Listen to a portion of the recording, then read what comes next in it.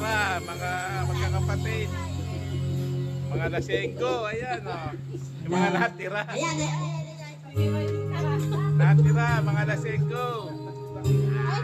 ayan, ayan. Yan na, kumanta na. Ano nga ating dadagawin?